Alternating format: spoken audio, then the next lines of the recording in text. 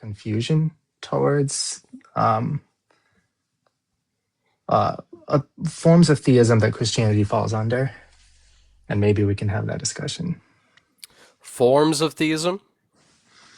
Yeah, like the types of theists they ascribe very particular characteristics to God, characteristics such as omniscience, primary cause, justice, intentionality, things like that. Those are all under classical theism. What are you talking about? Yeah, I think So, they lead to like some questionable conclusions. so you're just saying the classical theism is the issue you have with. Basically, yeah. Okay, what's the issue about? Well, um, I think if God is to be understood as like something just or worthy of worship, I think that his omniscience creates really big problems for moral responsibility or accountability of human agents, given that he's omniscient. Sure, man. Posit the argument. Go ahead. Yeah, I guess the argument's going to be something like, if God has a belief, that I will commit some type of action, and God is infallible in his beliefs, then it doesn't appear that I actually have any power to commit any action other than what God believes, given his infallibility. And if I commit an action such that I am judged to be condemned for eternity, then it doesn't appear that I could have avoided that. Yeah, you're right in a sense, but you're wrong with the approach. Why don't we let's break down the fundamentals of this conversation. What's free will? Well, I would define it as the ability to do otherwise, but you can also define it as like the type of condition that is required for you to be morally accountable for your actions. I wouldn't say either, because otherwise could just mean multiple different things, and you could still be coerced to do something. We would take the approach or the position that it's the ability to choose between two or more options without a coercion or causation. Do you agree with that so far? Because that is our paradigm. Um, the ability to choose between two or more options without coercion is what you said, right? Without being forced to do it, yeah. Um, but when you say force, do you mean force? So, for example, if I lock my daughter in her bedroom and now she cannot walk out, am I forcing her to stay in there? Yeah, but that's not negating her free will. When we say forced, we're saying, for example, that you don't have control over your own actions. It's very simple, right? If I pointed a pew pew at someone's head and I said, either you unalive this person or I unalive you, I'm forcing them into a dichotomy, but I'm not stripping them away from their free will because they can either choose to unalive this person or they get unalive themselves. So, free will, again, is being able to choose between two more options without being forced into making the option itself, or you're not committing the actual act itself, right? So you have to have the ability to commit the act. If you're not doing the act, then you don't have free will. That is our But let me, paradigm.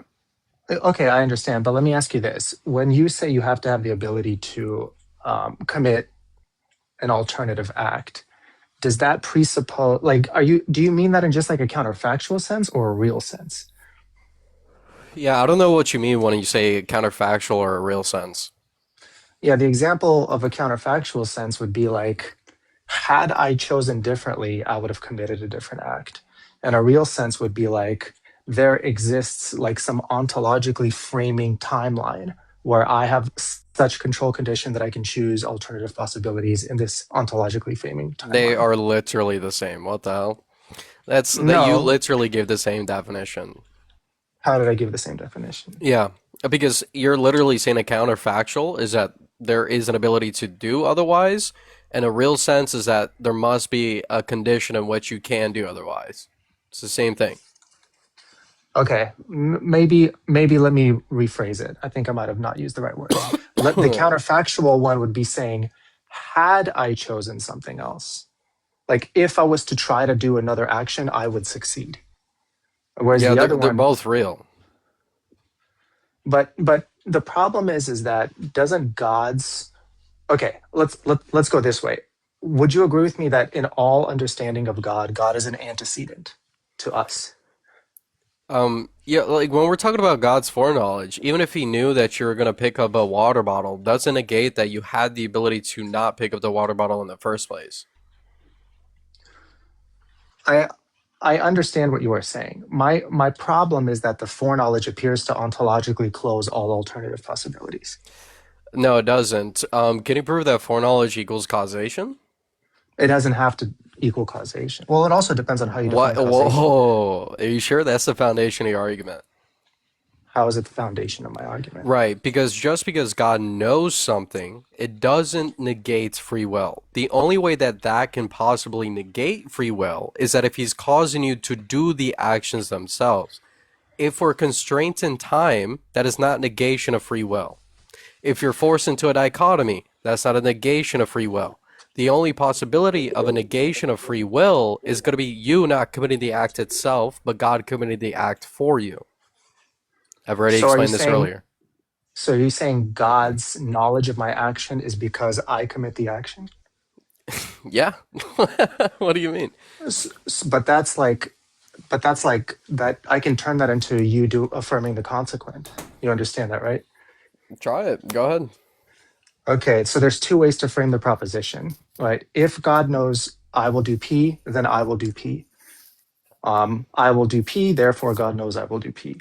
But you're trying to say, I will do P, therefore God knows I will do P, right? Yeah. But God is an antecedent. So now you have to explain retrocausation.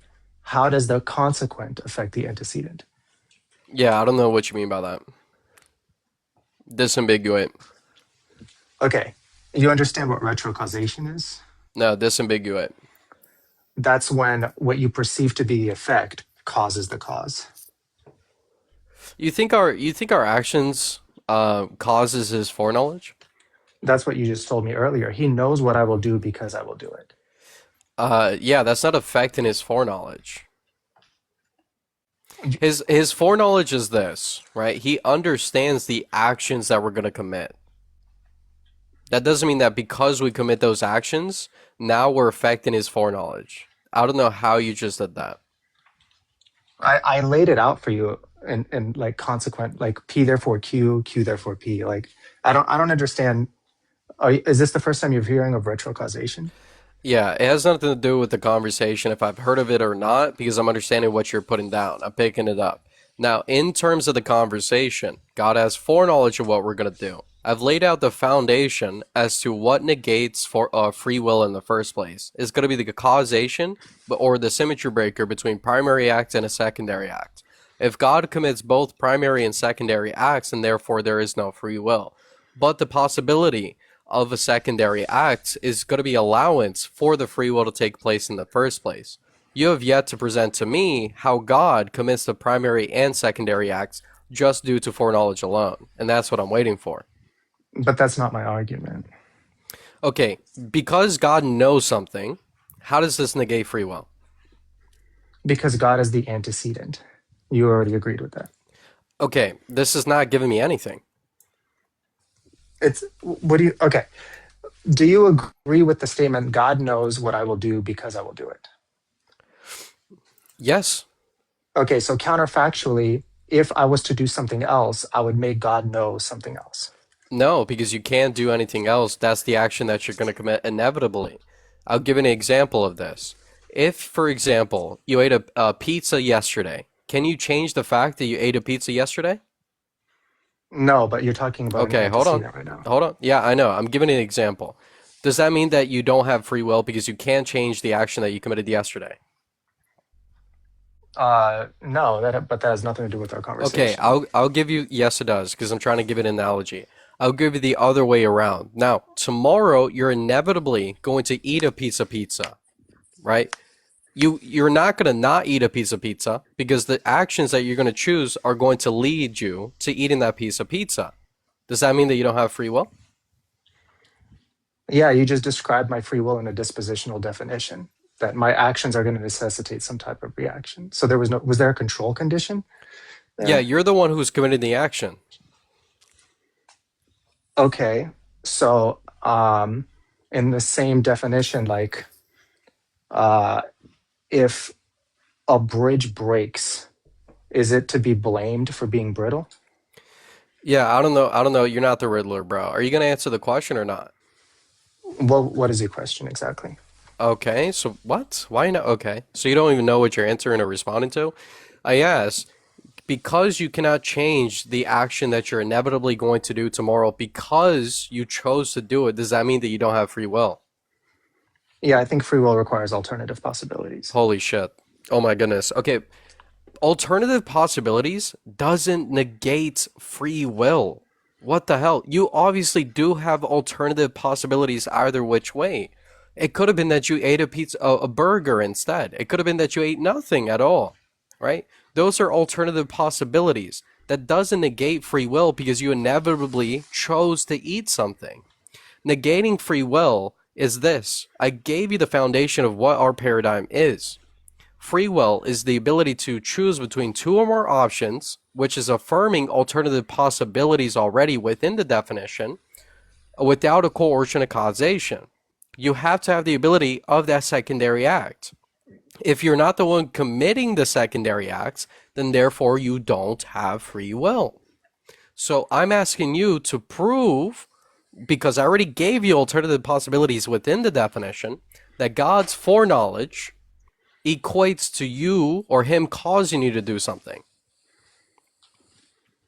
Well, I already told you that that leads to like other contradictions. That has nothing to do with my argument. Okay, are you ever going to give me the argument, or are you going to run around?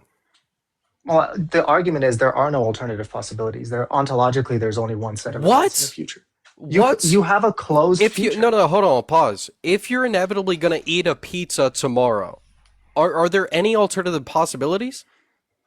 No. What? What is Yeah. an alternative possibility to you? No, alternative possibilities means that I settle the decision that's going to happen tomorrow when it's time to eat the pizza. You already affirmed that I will eat the pizza. What the an alternative possibility is that it could have been otherwise. Yeah, that's why I asked you to distinguish Okay, between like so a you real eating and a you eating a modal. burger tomorrow, could that have been otherwise? Not in the real sense, maybe in a modal sense, counterfactual What? sense. Yo, holy shit. This guy, this is what happens when you try to be a pseudo-intellectual. Holy crap, dude. You have to track with the conversation, bro. An alternative possibility, just because you chose and that action was committed inevitably, doesn't mean that there's not any alternative possibilities. So, do you? So, would you say if I rewind time that I could have chosen to not eat the pizza? If you rewind time, yeah, there are always going to be alternative possibilities. So, which one did God know that I would take? The one that you're inevitably going to choose. And if I rewind time, I can choose a different one. If you rewind time, sure. I mean, I guess so. It really depends on the way that you're viewing it.